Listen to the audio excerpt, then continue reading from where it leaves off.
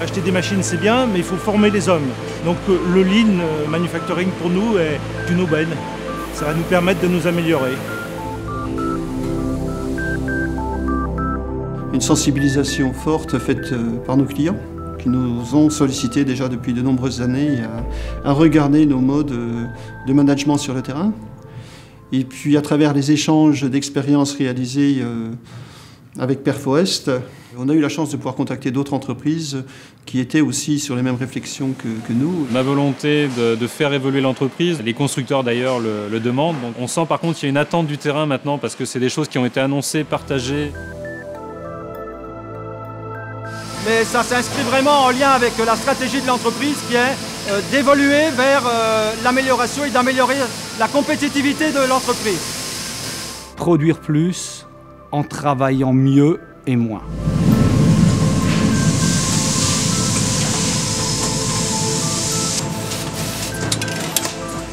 La première fois, c'était pendant la crise.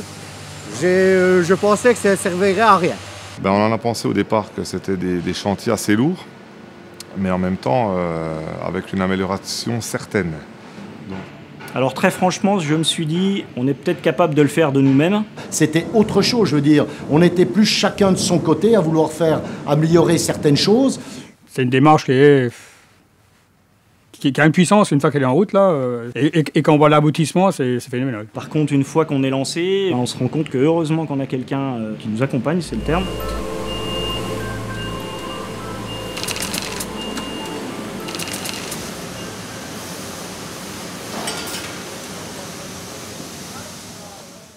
Comment faire adhérer les gens à la démarche en leur expliquant que simplement que ça règle énormément de problèmes. Qu'est-ce que ça va leur apporter finalement? Et c'est ça qui est important. À partir du moment où ça leur apporte quelque chose, je ne sais pas, par exemple au niveau du lean, on a une ergonomie du poste, on a les conditions de travail, donc forcément ils vont adhérer. Donc il faut trouver un petit peu, j'allais dire, de définir les bons défis et ne pas se tromper, c'est-à-dire les bons défis pour l'entreprise mais aussi pour le personnel. Ces outils-là, ils font quand même partie d'un changement de comportement. Il faut que toutes les mentalités évoluent. C'est quand même nous qui sommes impliqués, puisque c'est nous qui travaillons sur ces postes. Alors c'est bien qu'on apporte nos propres idées. L'adhésion, c'est pas des paroles, c'est des actes, c'est des faits. Il faut que ça soit du visuel. Donc et là, les gens commencent à adhérer. Et quand ils voient le progrès qu'on fait, là, ils adhèrent. Déjà, il y a plus d'écoute. Enfin, l'avis du monteur est plus pris en question maintenant qu'avant.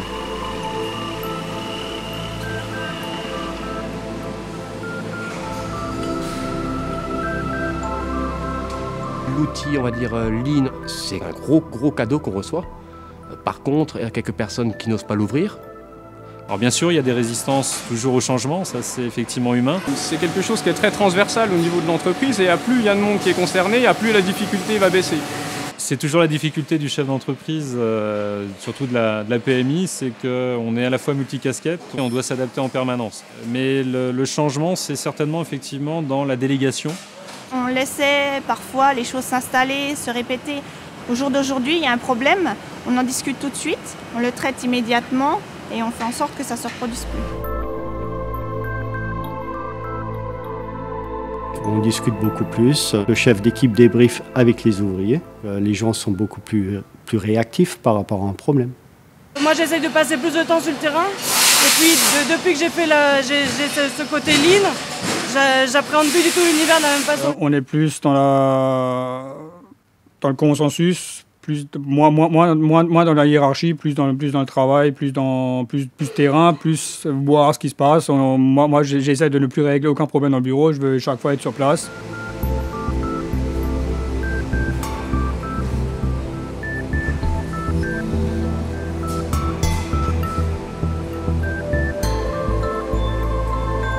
La première efficacité qu'on a mesurée, c'est la capacité de mieux communiquer, de mieux échanger les informations. On se rend compte que c'est des outils intéressants qui nous permettent de rien oublier et puis d'être efficaces dans la communication.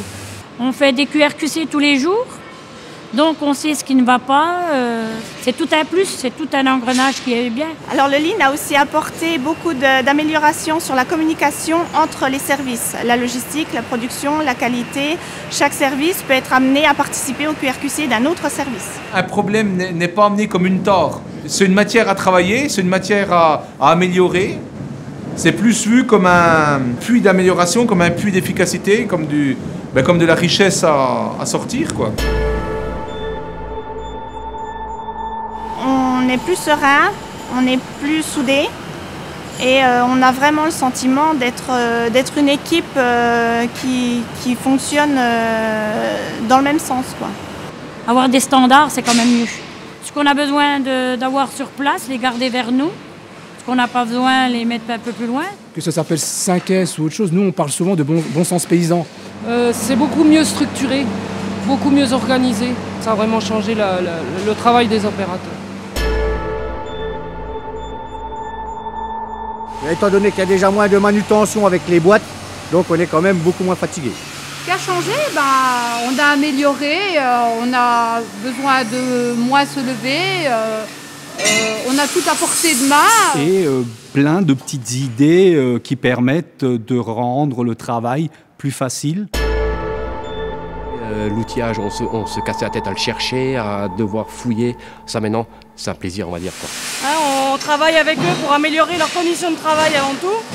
C'est vraiment l'objectif premier et de fait on améliore les autres paramètres d'une production, quoi.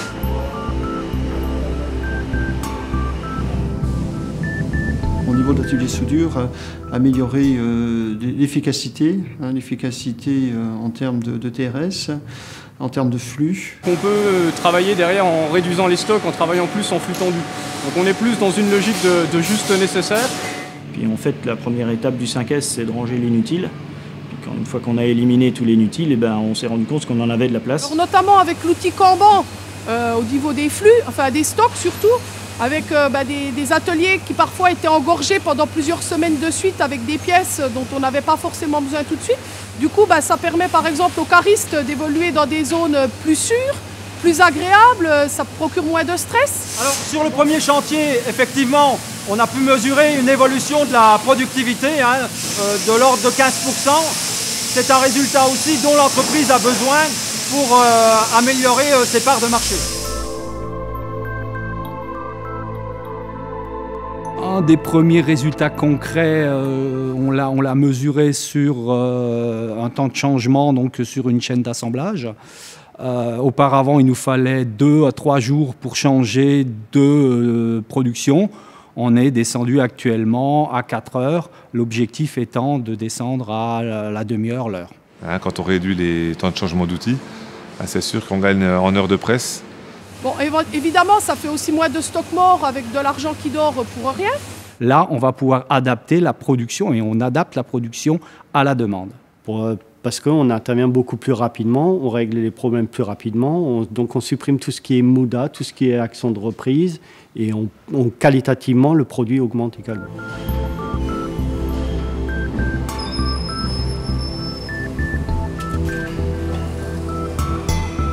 Au départ, j'étais même contre, et là, à l'heure actuelle, je suis pour. Oui, on a fait le premier pas, sachant que le processus d'amélioration continue n'est jamais terminé. La démarche Lean, en fait, c'est pas sur 1 an ou 2 ans, on sait que ça va être la vie de l'entreprise.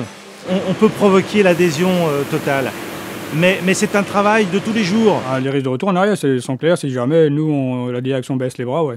Alors le Lean est un petit peu différent parce qu'il y a une démarche d'indicateur, il y a une démarche d'animation. À partir du moment où la direction est partie prenante et effectivement est fer de lance de cette démarche, elle continuera à vivre. Ça va durer à une condition que je pense qu'il faut beaucoup plus de personnes soient formées, quoi. Oui, aujourd'hui j'ai peur de revenir en arrière. Il y a une sérénité pour le personnel. On les sent mieux dans leur job, quoi. Donc je ne pense pas revenir en arrière du tout.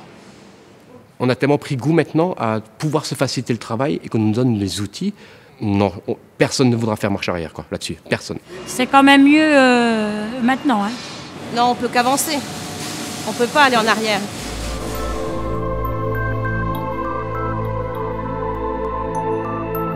Le grand changement, la communication.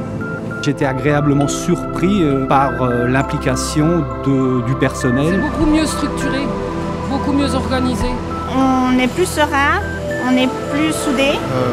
On fait beaucoup moins d'efforts dans une journée, beaucoup moins de pas inutiles. Évidemment, ça fait aussi moins de stock mort avec de l'argent qui dort pour rien. Là, on va pouvoir adapter la production et on adapte la production à la demande.